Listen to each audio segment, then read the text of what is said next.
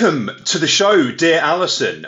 We are flattered and humbled to be joined by Alison Tahmizian Meuse today. She is a journalist and commentator based in Yerevan, Armenia, where there's been quite a lot of upheaval in the wider region recently, to say the least. We've seen crackdowns on dissent in Armenia, Azerbaijan, and Turkey. Israel and Iran obviously fought a so-called 12-day war in which Azerbaijan may or may not have played a central role. Russia and Azerbaijan are at potentially incendiary odds. Deals by regional governments are being cut with the West, and the Armenian Prime Minister is even offering to show people his penis. So can you please tell us, Alison, what the hell is going on over there? Well, thank you for having me on, guys. I'm glad to talk about all of these issues. So in brief, I think, maybe your audience will be familiar with at least the major events that have been happening in the last 5 years, namely the 2020 war in Nagorno-Karabakh or Artsakh, in which Azerbaijan, backed by NATO member Turkey, but also with significant arms and support from Israel and political support from the UK and other countries. But those were, I would say, the three main backers of the 2020 war. Basically attacked the Second Armenian Republic, the Republic of Artsakh or Nagorno-Karabakh. And that was when I, as a journalist who'd been in West Asia for my whole career, decided that, something is really off, learn more about the situation. And that's what motivated me to come to Armenia, try to understand the situation. And what I found was when how it's often explained is that, Armenia had this new, untested, revolutionary leader, Nikol Pashinyan, who was not equipped to deal with matters of state, and that he had inherited kind of a creaky Armenian bureaucracy from his predecessors, and he's not to blame for anything. Russia abandoned Armenia, et cetera, but Armenia is now diversifying its relations, it's on the right track, and is pursuing peace. So, that, the word peace, everything sounds, good the way it's presented and reasonable, but I'm glad you guys invited me on, because spending time on the ground, it's a very different picture. In fact, I've come to the realization that Nikol Pashinyan's whole policy was to remove Armenia from the Russian sphere, from the CSTO, etc., towards the West. And the West, we cannot, the way it is explained to the Armenian people is that the West means the EU, which, for, human rights, all this stuff. But actually the first country to the West is Turkey. And you cannot move towards the West without, integrating with Turkey, not only economically, but, if you're going to be, especially now with the polarization following, the war in Ukraine and so on and so forth, you have to basically change sides. And the prime minister avoids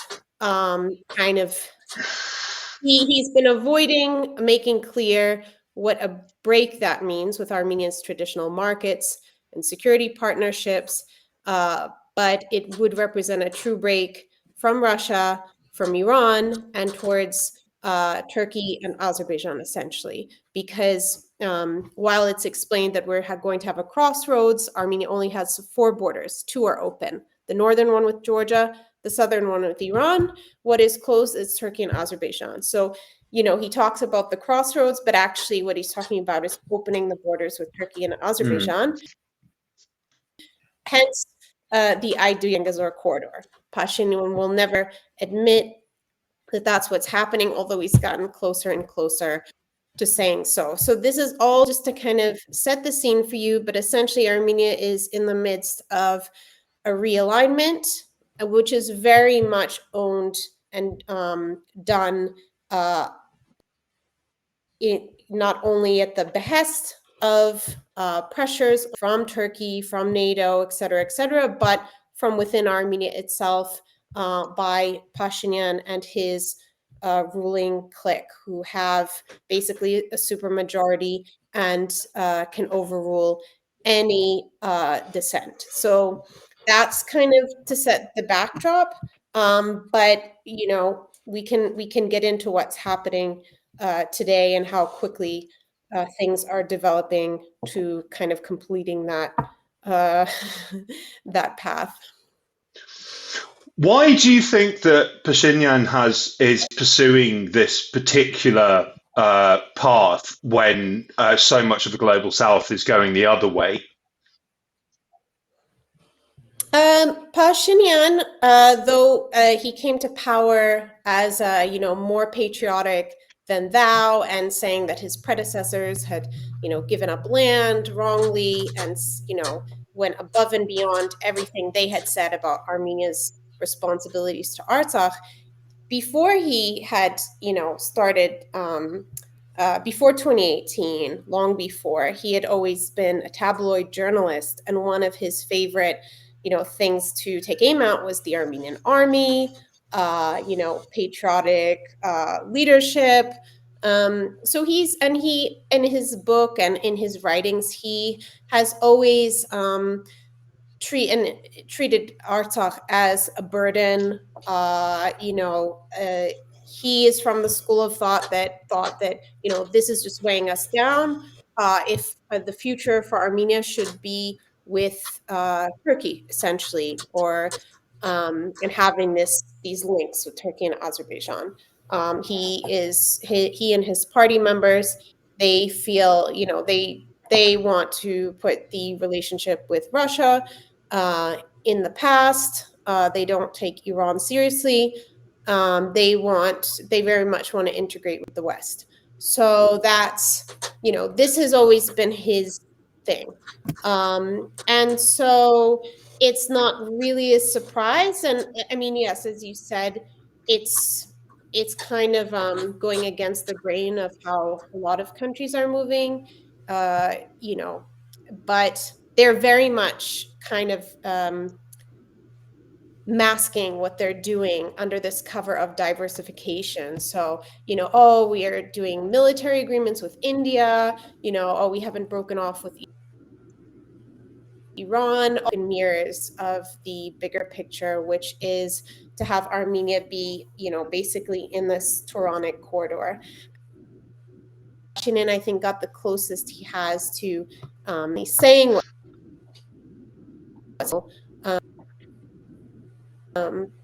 just late last month, I believe. I can double check the dates, but he met with the some members of the Armenian community there, and he basically said, what's the problem with Turan, this Turanic thing?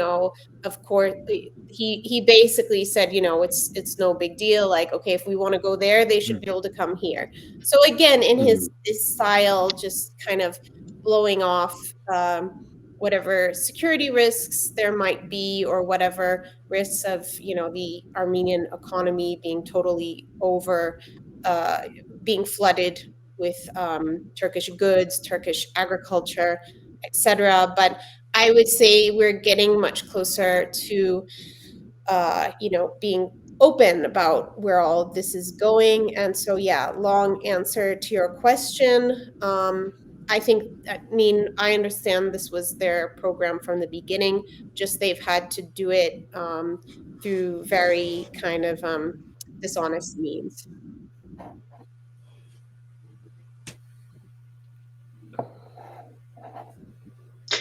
Yes, absolutely. And so, I mean, I was also wondering as well. I've not reported on it, although you and I have previously spoken about it. That the British government, both covertly and overtly, seems to be very keen on shifting Armenia to a kind of pro-Western stance.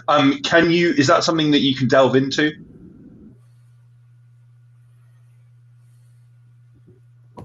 Yeah, I think that it's important to note that Azerbaijan, Baku specifically, the Caspian area, was one of the first, if not the first, areas to be drilled for Mm. oil.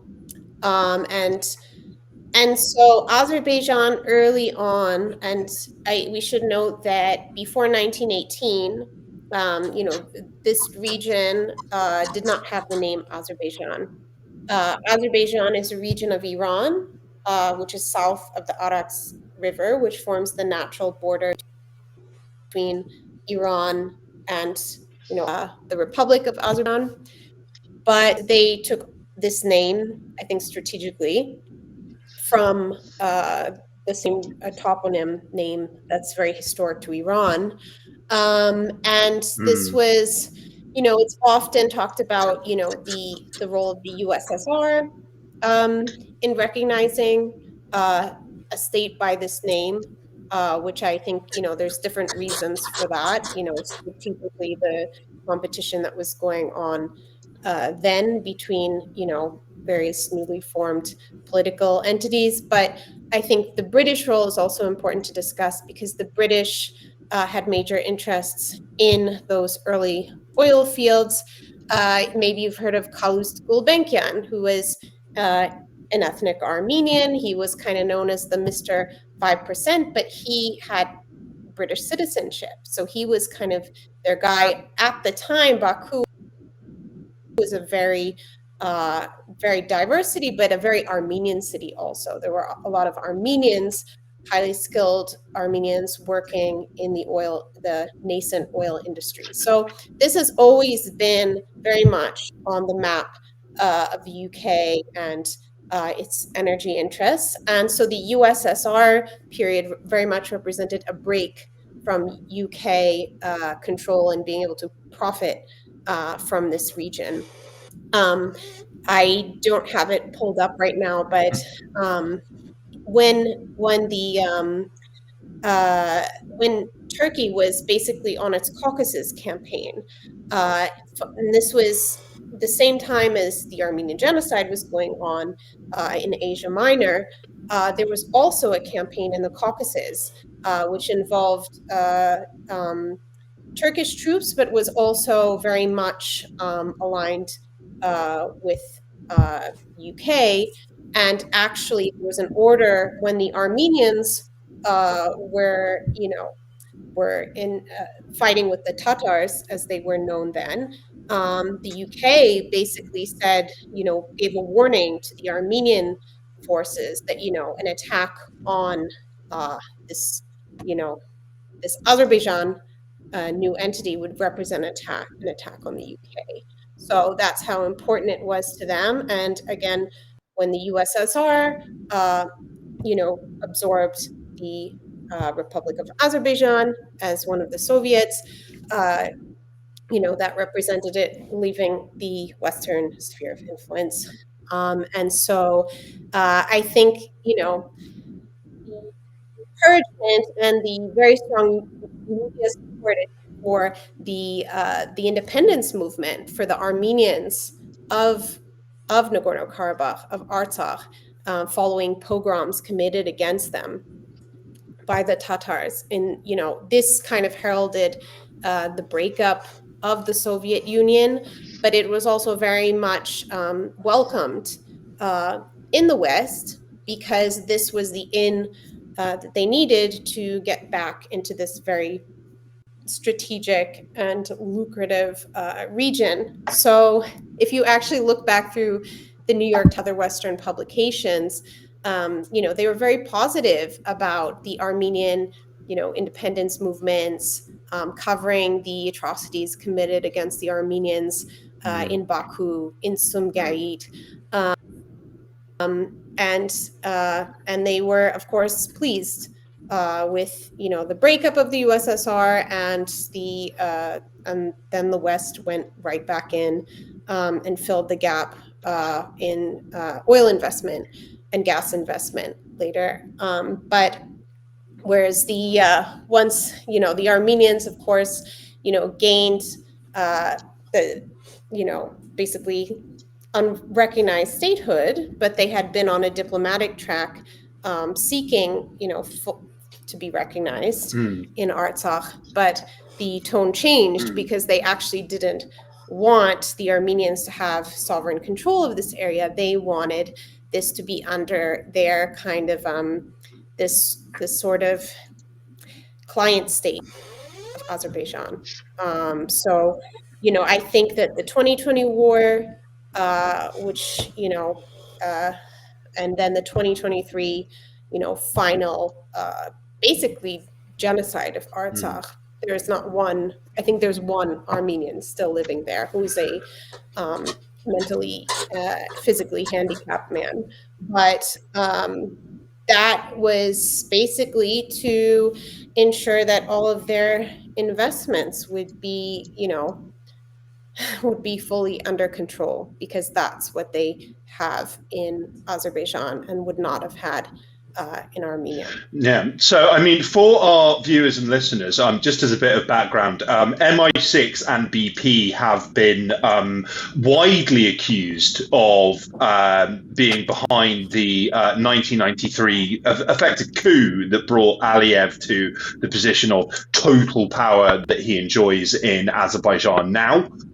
In 2007, the Daily Mail published this incendiary expose based on the testimony of a former senior BP staffer who talked about how millions were spent using company credit cards on champagne, drugs, and debauched parties for Azerbaijani officials, and that this was done in close coordination with with MI6. And yes, it has created a situation where Azerbaijan is a effective neo-colonial holding of the British. It's as loath as I am to cite figures provided by a wing of the National Endowment for Democracy, the Freedom House gives it a 0 rating in its freedom scores in terms of press freedom, freedom of speech, freedom of protest, etc., which is quite remarkable. So do you think that this is, yes, recent developments are an attempt to effectively achieve the same in neighboring Armenia? Mm-hmm. Yeah, I would also point out that the UK was one of only 3 states that invested in the occupied areas of Artsakh taken in the 2020 war before, while it was still in progress, basically. The BP, as you mentioned, BP, they are the #1 investor in Azerbaijan. It's not even close. I mean, we're talking tens of billions of dollars since the collapse of the USSR. So, and then there was even an architectural firm.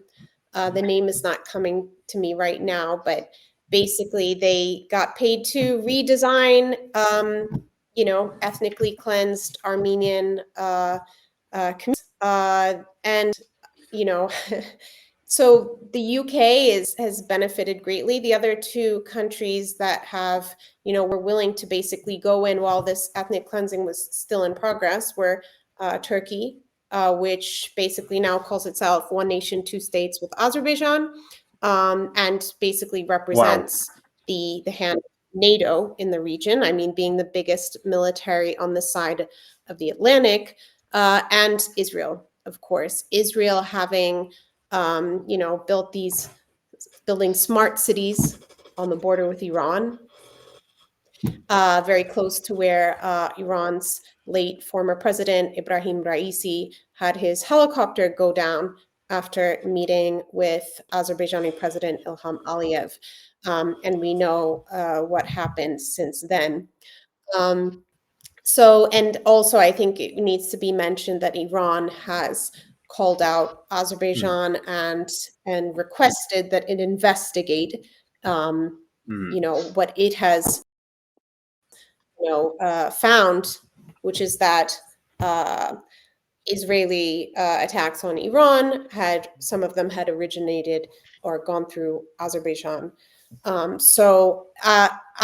and not just Azerbaijan, the Republic, but these crucial areas that were previously Armenian. When Armenia had control of Artsakh, of Nagorno-Karabakh, there was none of these presences were there.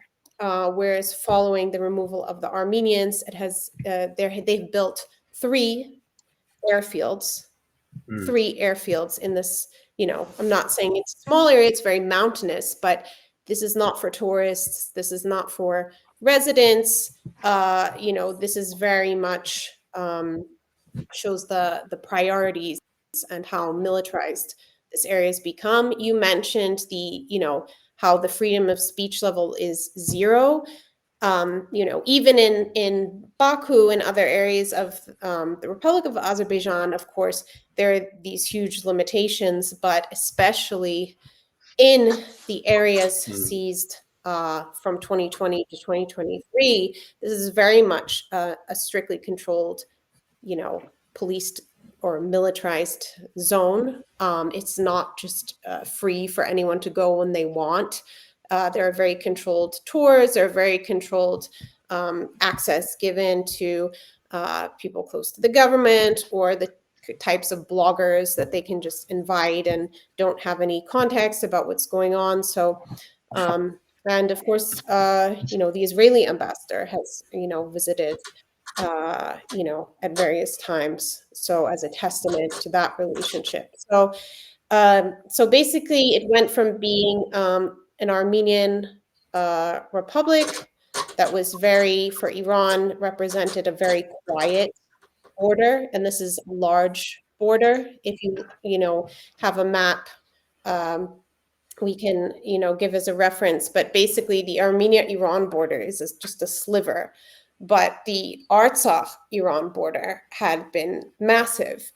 And now that border is under the control of a country very closely aligned with Israel and NATO, which represents a huge threat for Iran. So that's kind of takes us into like the bigger context of all that's taken place and what's happening today. Yeah, I mean, on the subject of bigger context, we would of course love to pick your brains about the the rupture of relations between Russia and Azerbaijan recently, and how this perhaps fits in into the wider context. Because yes, there has been we've seen the arrest of Azerbaijani organized crime figures in Russia, and then in a kind of tit for tat response, there was a rather brutal raid on the offices of Sputnik in Azerbaijan.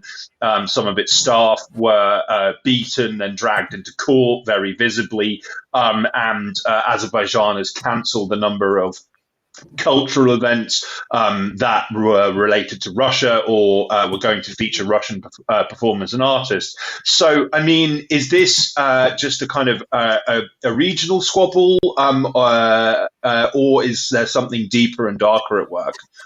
Because speculation, of course, abounds as to whether this could represent a new front in the proxy war against Russia by NATO forces.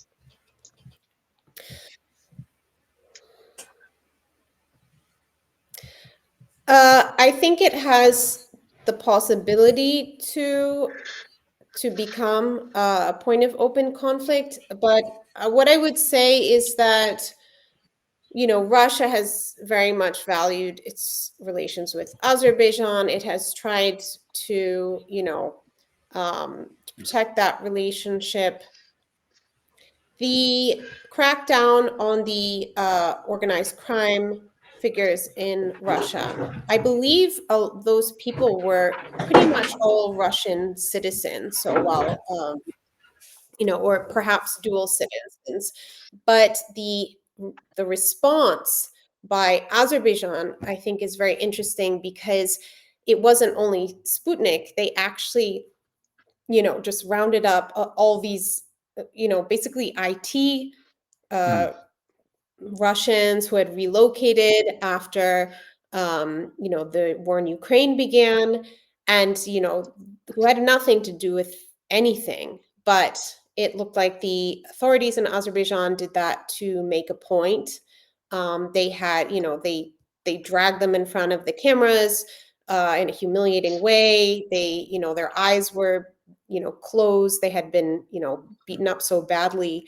And Mm. I think Azerbaijan was sending a message that you're not in charge here. We're going to do what we want. We're on equal footing with you. And that we don't care if this escalates. So, so Russia is not only getting kind of pushed out of Armenia, but Azerbaijan now controls fully these areas taken in 2020 and 2023, which previously there had been this sort of Russian, Turkish joint operations, very much like occurred in Syria following the Astana process. So Russia is just really getting it handed to them, I would say. I mean, Mm. they've always prioritized, I think, they've always tried to come to an understanding with the West, and including Turkey, or tried to peel Turkey off and work with them. But I think these are, the what transpired in Syria and in Artsakh and now in Armenia and Azerbaijan.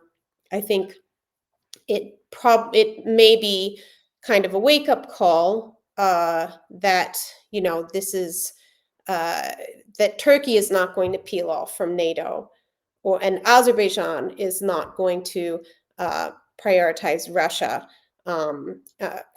Quite the opposite. And Russia has always also been, and they've been very careful with Iran. They have not really gone all the way, I would say, in their relations with Iran. The agreement that they signed in the past year didn't really have a huge security component. And I think in the South Caucasus region, Iran has always kind of deferred to Russia. They considered it Russia's sphere of influence. I attended a forum a couple weeks ago with an Iranian expert based in Armenia who spoke, and he said that, we thought, when he was questioned about why Iran hasn't done more, he said, we considered that we believed that Russia would have a handle on things. And I don't know if Russia was surprised by how things have transpired, or just didn't have its best experts working on the Caucasus. Has been, of course, certainly lobbied by Baku.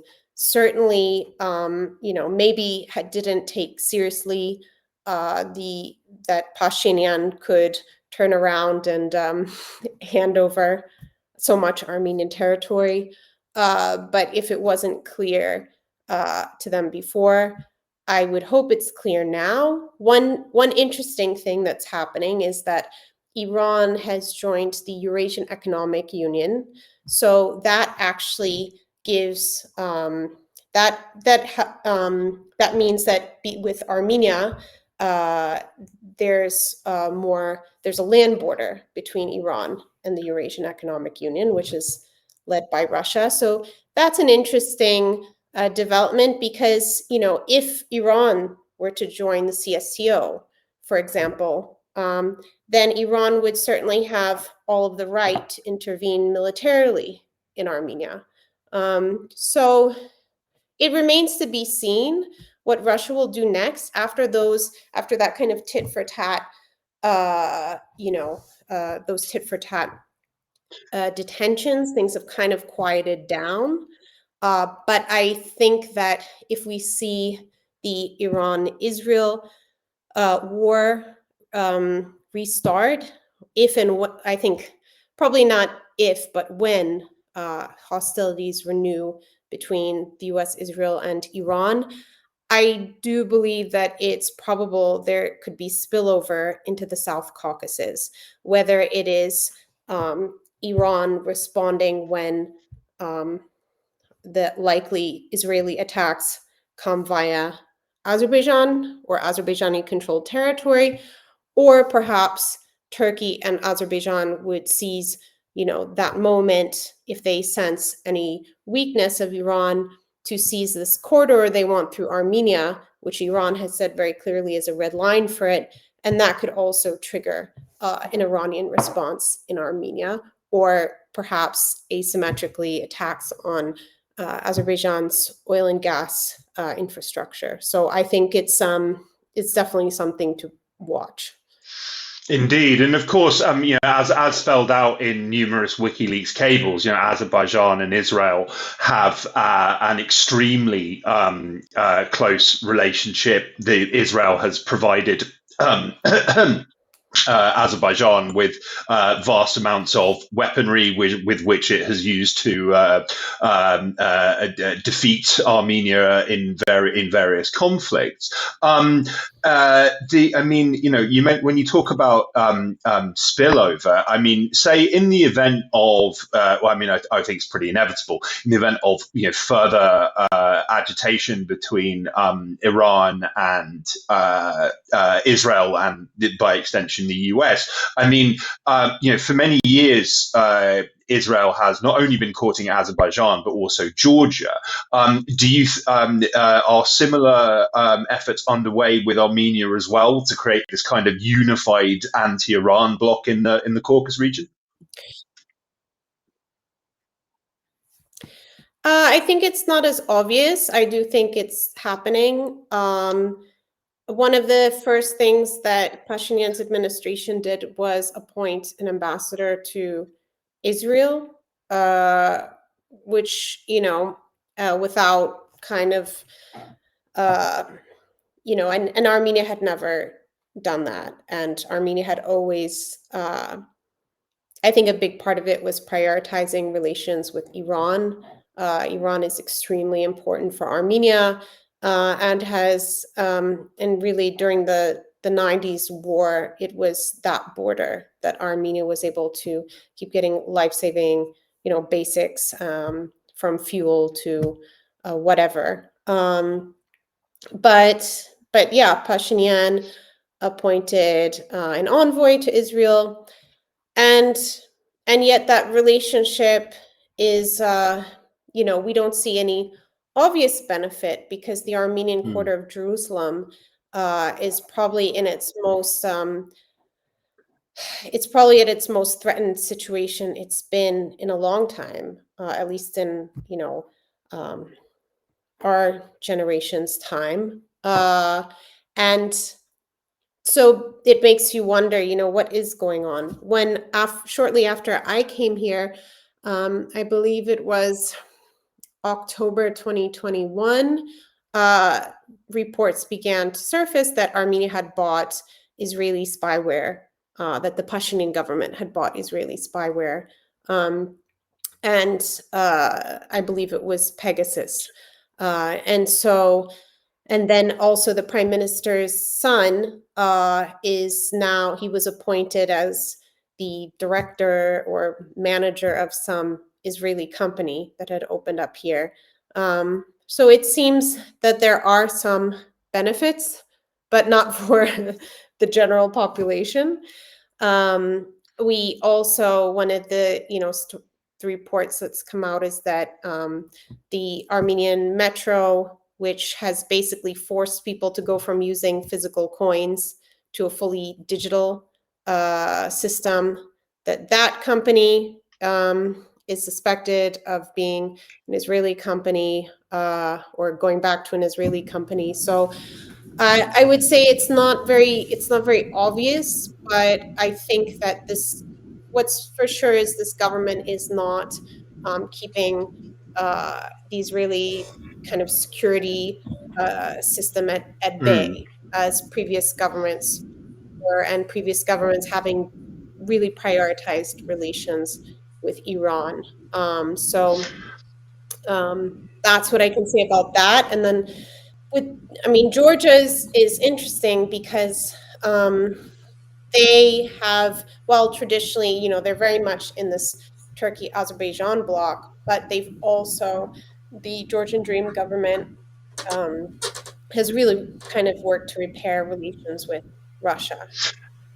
So I think even for them, the Pashinyan is a very strange phenomenon, because just when Georgia was trying to get realistic and at least have a working, reasonable relationship with Russia, Armenia is going on this kind of path towards expelling Russia. But who remains as Armenia's connections? If they want to reorient toward Europe, for example, they have to go through Turkey. So all of this boils down to, Armenia being kind of going on a path where it will be very much submerged into the Turkey-Azerbaijan sort of middle corridor block, which there is no way around it. That means cutting out Iran and Russia. Yeah, I mean, and how is this going down with Armenian citizens? Like, you mentioned that Pashinyan and his clique, they operate with almost total impunity and total power. Are average Armenians okay with this and what he's doing? Do they support it? There was recently a poll taken by Caucasus Barometer, and it very much stacked up with other polls that have been taken in recent years where the government's ratings are at an all-time low, I think hovering around 10%, which doesn't even account for all the people that are actually employed by the state. Usually an Armenian leader can at least get that percentage of people that owe their jobs to the state, but Pashinyan's rating has gone below that. And you contrast that with, for example, the church. The church's ratings are the highest they've ever been, and higher, and enjoys the more trust than any other institution. And why is that? I think that, well, in the years since I've come here, at times the military still had the highest trust, or the Human Rights Defender's Office. Now all of these institutions are totally have had their backs broken, or their leadership and competent people removed in favor of political appointees of Pashinyan, who is distrusted. And so I think if you ask how the people are taking it, people don't really have, whatever voice they had is diminishing, because, for example, in 2021, when Pashinyan called snap elections, while people were still in shock from the war, a lot of people just simply didn't vote. I believe it was over 50% were just so disgusted by everything that they just didn't go to the polls. And he ended up getting a majority. So his party can pass anything they want. They can now they're starting to deprive the opposition parliamentarians of immunity. So even this, what was essentially just at the very least a platform for an alternate political vision to be articulated in a forum where media is present, everyone will see these speeches. Even that seems to be going away. I think, what else did I want to mention? I just want to mention the point that in 2021, Pashinyan's party was singing a totally different tune. They were talking about deoccupation of Shushi, of Hadrut, like very important areas of Artsakh. They were talking about remedial secession for Artsakh, sort of a fancy new self-determination term. But this was all lies, because it was not long after that he secured that majority in the summer of 2021. And then by 2022, he had basically recognized Artsakh as Azerbaijan. So it was all very dishonest. But now we're stuck with them. And the only forces for leadership besides the political opposition, which is getting cornered and cornered, is I would say the church, because the church is the last institution that is trusted. It predates the state. It has a history of continuity and leading Armenians at times when they had no state, when they were sandwiched between different empires, whether it was, the Byzantine and the Persian, or the Tsar and, the Ottomans, et cetera, et cetera. So that might lead us to I'm sure this is going to be a query of yours about his war on the church. Well, I mean, it is indeed no small wonder that the British intelligence has Orthodox Christianity very much in its sights throughout Central and Eastern Europe, but also the former Soviet Union. So, yeah, I mean, what sort of influence does the Orthodox Church wield? And I mean, do you think it's sufficient to perhaps propel Pashinyan out of office in 2026 when elections are next held?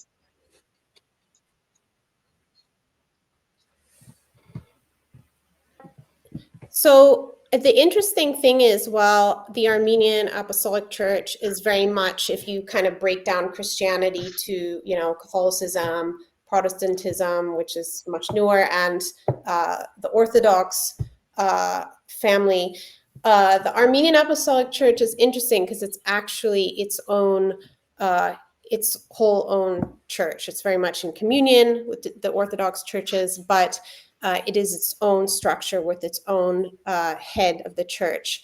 So just to give you a little bit of background about the Armenian Apostolic Church and why it is not only religious, but a national institution. So Armenia, it was the apostles Thaddeus and Bartholomew that actually traveled to ancient Armenia, brought Christianity, and Saint Gregory the Illuminator, who's the founder of the Armenian Apostolic Church, convinced the king of Armenia to convert to this new religion, and Armenia became the first nation to convert officially to Christianity. That was in 301 AD. And it is called apostolic for a reason, because from Thaddeus and Bartholomew, those apostles, they, would ordain Gregory, who would ordain his successor, who would ordain on and on and on, until, all the way to our current Catholicos of all Armenians, or the head of the Armenian Church. So, and every single clergy member, every bishop, every priest, every deacon is anointed with the same muron oil that, has gone down and, been added to, but includes basically the anointment that occurred all the way back then. So it's a more than 1700-year-old institution, and it has this succession that has never been broken. And so it has a spiritual legitimacy and a national legitimacy, and it's very much a sovereign institution in the way that even, the Orthodox, they have the Russian Church, Greek, et cetera, but there's actually the Armenian structure. And so for Pashinyan to basically what he's announced he wants to do is essentially replace the Catholicos, the head of the Armenian Church, chosen by him and his appointees in this coordination committee he wants to form. But what does that mean in practice? That would certainly cause a schism at the very least, but also it would destroy this institution, because then what good baptisms that were done, what good are all of those ordinations that were done if the head of the structure has been basically dethroned, and his credentials have been basically declared non-legitimate. So this is a huge story, not only for Armenia, but for, legitimacy in Jerusalem and land rights in Jerusalem. You probably know about the status quo, how sensitive it is there. Because how can they even apply for citizenship in the modern Republic of Armenia? Usually it's with their baptism certificate. That's how they prove that they are Armenian. So while I would say that Armenians are not, it's not that everybody, goes to church every Sunday, or that they are, so fervent. I think it's just taken for granted that, that the Apostolic Church, holds this unifying role. And, we can get into, the actual kind of timeline of events of the attacks on the church, what triggered them. But I think it's notable that even the Armenian Catholic Mechitarian order in Venice put out a statement in support of the Catholicos of all Armenians. So even the Armenian Catholics, who technically, are under the structure top, they still consider the Karakin II as the Catholicos of all Armenians. So that's just to put you in the general context of what this institution means and why it is seen as kind of the last institution that can unite Armenians everywhere. Yeah, well, so, I mean, Alison, just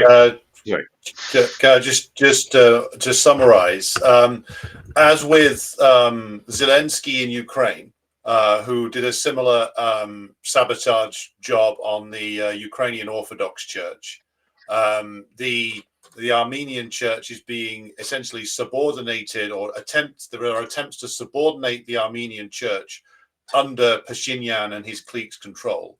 And this seems to be, from what you've been saying, part of a systematic campaign to remove all sources of opposition to Pashinyan and the relatively small group which he represents, which seems to follow similar patterns that have been established by, I would say, like pro-NATO governments in Kiev and also in Chisinau, Moldova, which is that you get these groups coming to power which proclaim they're all about modernization and integration with Europe, the Euro-Atlantic area, and are all about democracy and denouncing the corruption of the old elites.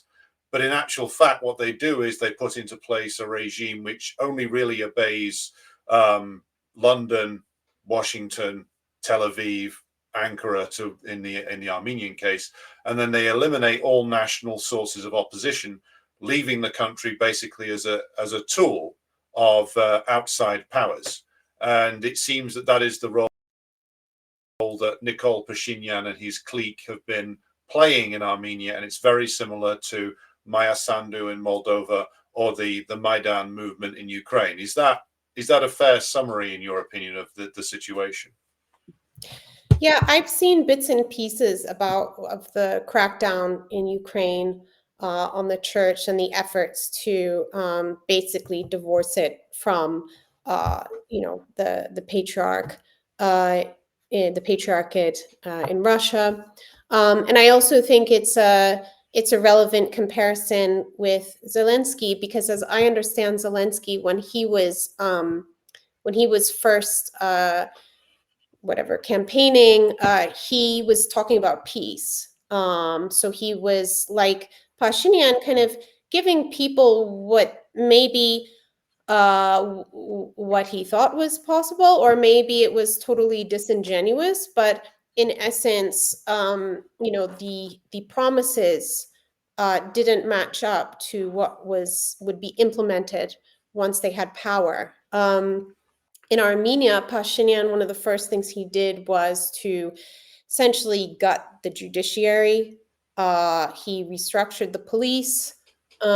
He did a lot of things before the 2020 basically capitulation and subsequent handovers of strategic territory that basically set it up so that, when there was a real challenge, the courts were under his control. The police were under his control. The heads of police were all appointees of his. The army, even before the 2020 war, for example, this is important. Pashinyan recalled the head of the CSTO, which Armenia had held the chairmanship of the CSTO when Pashinyan first came to power. It was General Yuri Khachadurov, who was a very, competent, respected general, military family. The son was also a general, and Yuri was chairing the CSTO and could have, made sure that the CSTO really played a helpful role for Armenia when it came under attack in 2020. However, Pashinyan recalled the general and basically embarrassed the CSTO. He accused him of some kind of ridiculous claim that was never proven. But in essence, he had thrown this respected figure in jail. So affecting that military alliance, Armenia's place in it. And of course, Armenia lost the chairmanship. At the time, I think, maybe until now, Russia was still figuring out Pashinyan, but it meant that when Azerbaijan attacked in 2020, Armenia had lost a huge influence and institutional memory in that key platform. We can't list all of the things that he's done to basically sabotage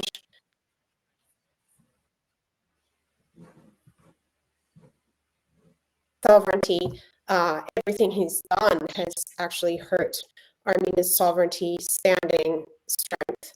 And we are where we are today because of very deliberate decisions that were made. Armenia actually did not mobilize fully in support of Artsakh during the 2020 war. It was just soldiers that were already stationed there and volunteers.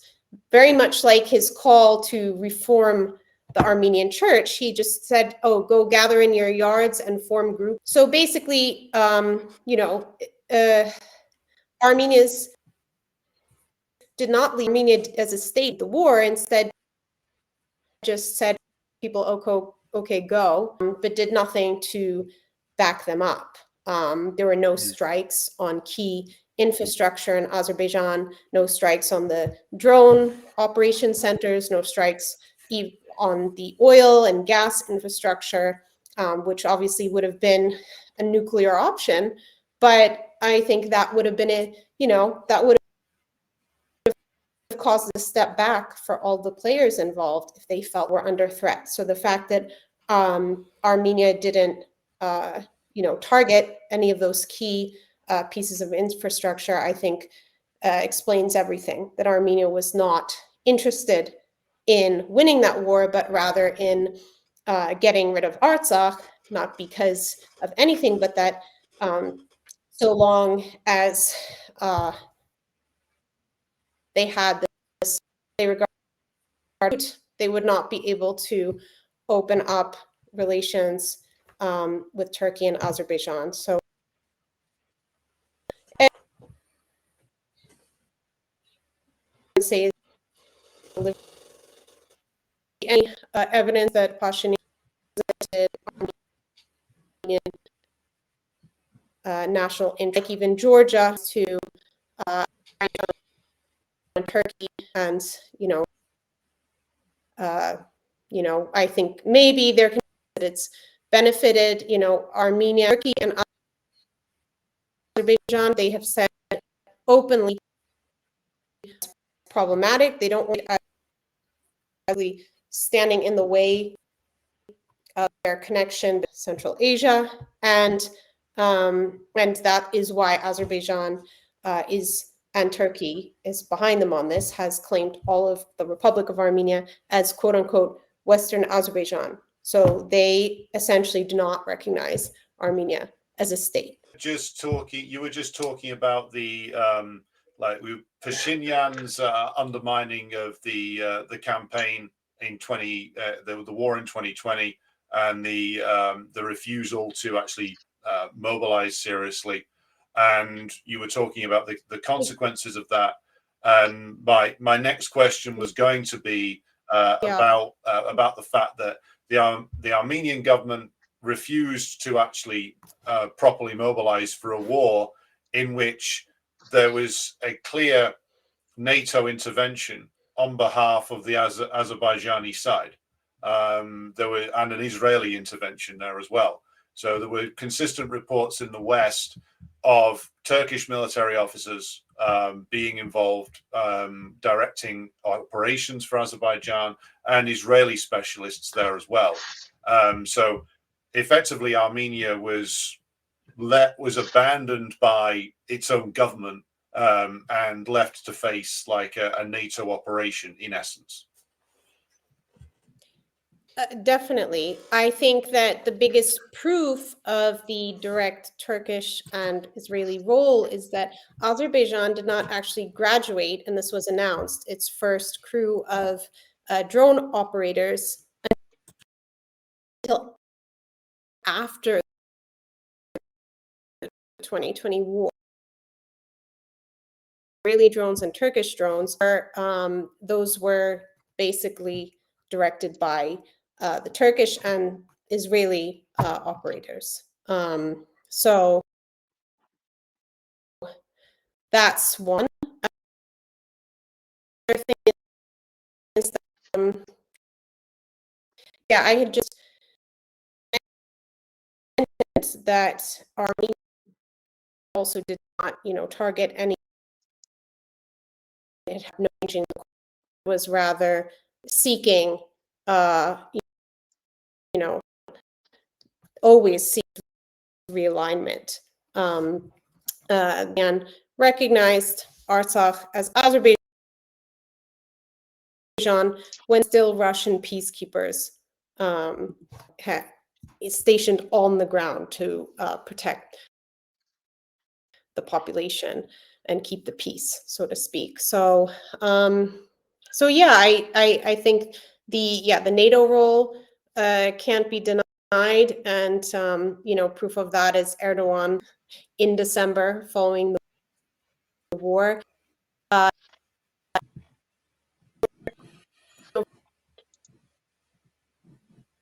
Agreement, the U.S. line, which I think protecting that pipeline between the Caspian supplies and the European continent was kind of one of the key points. And then for Israel, I think it has a huge security importance, because while for the longest time Iran, in its kind of confrontation with Hamas, Gaza,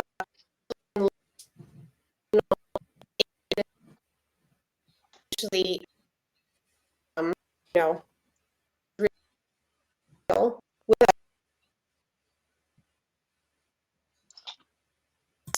thanks to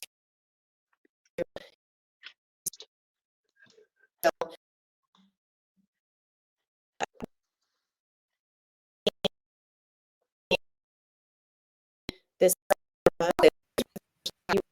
far from the situation, although as we saw last month, I think Israel has found that it can be hit back. So that's why I mentioned earlier that I think there's a possibility that the South Caucasus could end up as a theater of this kind of thing, war, and it remains to be seen what role Russia will play, or if they will try to stay out of it. Indeed. And I think in closing, Alison, and again, we thank you so much for your time and your insight. How I mean, what do you think is the future for Armenia? Both, I mean, in kind of in national terms, but within the wider kind of geopolitical context in which it sits. And how can people in the West support people like yourself who are opposed to what's happening there? Well, thank you guys for having me on. I mean, this is certainly a support because, you know, this is considered sort of a niche, I think, micro topic for a lot of people, for a lot of publications. So I'm grateful to be able to talk in such detail and at such length about what's happening here for your audience. Regarding the future for Armenia, I think something interesting to note is that not only, Pashinyan, but also Azerbaijan and, you know, their interlocutors, or whatever you want to say, think tanks close to them, have very much taken note of how the political field has shifted in Armenia. Armenia had elections in April, not only in its second largest city, Gyumri, where the Russian military base is located, and which sits on the border with Turkey and would be kind of the first city impacted by any opening, but also in a community called Parakar, which is essentially a bunch of suburbs outside of Yerevan, but not insignificant because it's home to 125,000 people. And Pashinyan's party lost in both of those communities. All of their attempts to which previously Pashinyan had essentially forced out the previous ruling coalition, which his party was part of, but he still wanted full control, and basically forced these elections. Coalition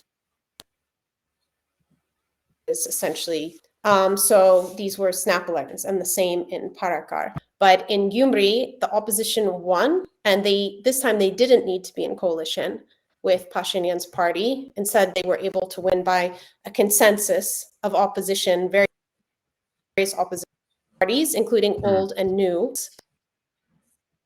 Pashinyan.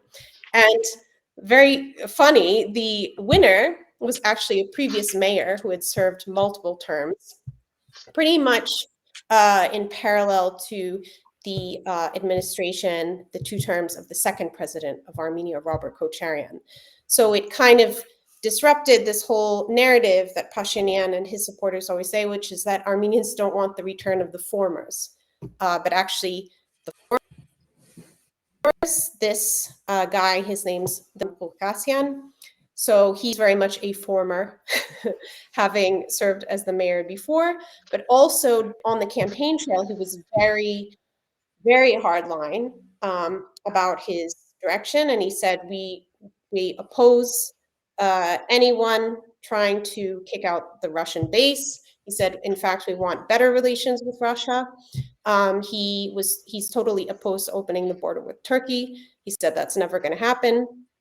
And also he called the current authorities of Armenia dogs. So that he was very blunt about his feelings. And the other funny thing is that there was a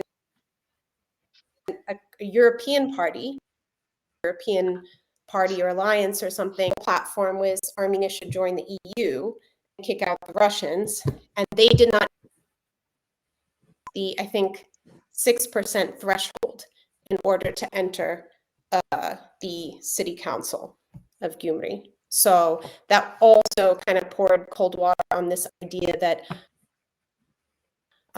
that Pashinyan is actually obeying the will of the people in this EU rapprochement, or whatever you want. So that was a very telling election, but also Parakar, one opposition party, actually the party philanthropist Rupen Vardanyan, who's today for having served as a state minister in Artsakh. His party won without even forming an alliance with other opposition parties in the suburbs of Yerevan.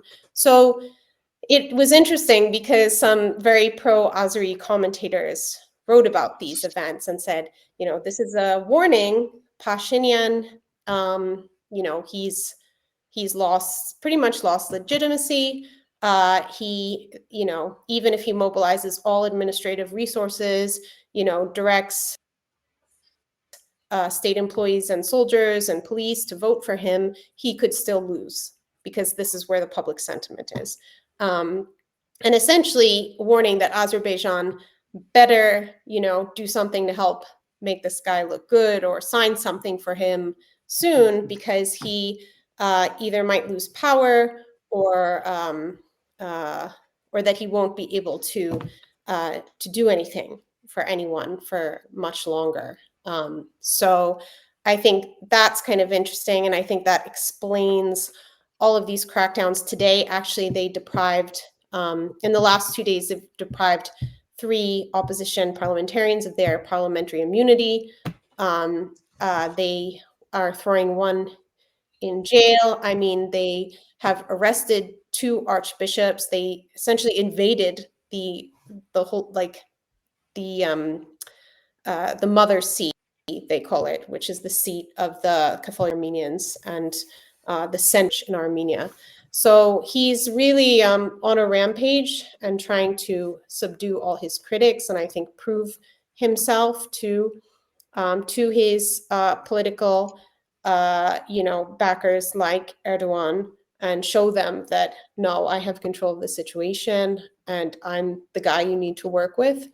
And we'll see if there will be elections even in 2026. But I think that it's very clear that the population is against all of the essence of these policies. And the difference between Armenia and Azerbaijan being that in Azerbaijan, I think if Aliyev were to lose power, it will probably go to the Pashayev family of his wife, which, they would pretty much be pursuing the same sort of things.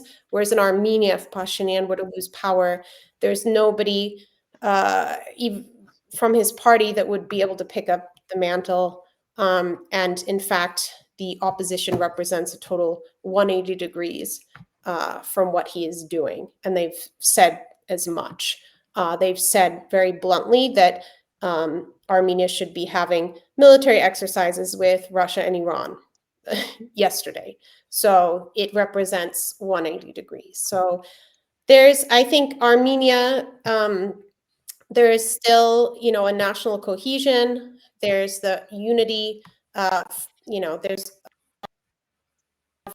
unity can be created. And I think the thing with Armenia is that they have not really had any external allies, whereas Pashinyan has unlimited support. And I think, we've been seeing a lot of that where, Turkey and the West are willing to, try, they're willing to go through countless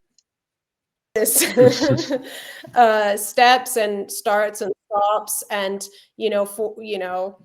false, starts being set back, but they will still always, fight. Whereas always, try to kind of find compromises, make accommodations. And I think they're cognizant that in Armenia, they make any very tough moves. For example, if they were to cut off Armenia from Gazprom's preferential rates, it would probably only help Pashinyan justify this divorce from Russia. So I think that's kind of a tricky situation, but still Russia does have a military pact with Armenia. They still do have a base here.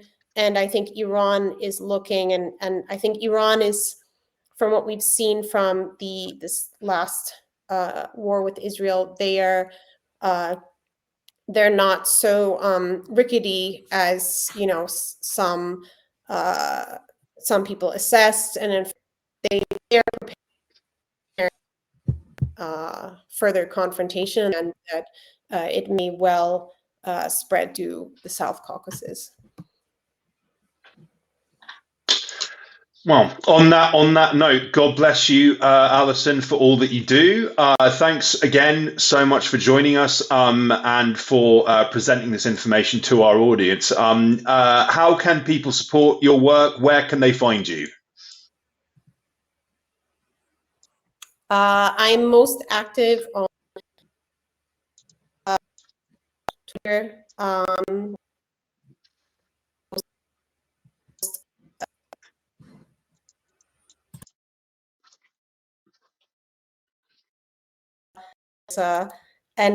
Any other ways, and yeah, let's stay in touch. Absolutely. Take care. Keep up the fight. All right. Thanks, guys. You too.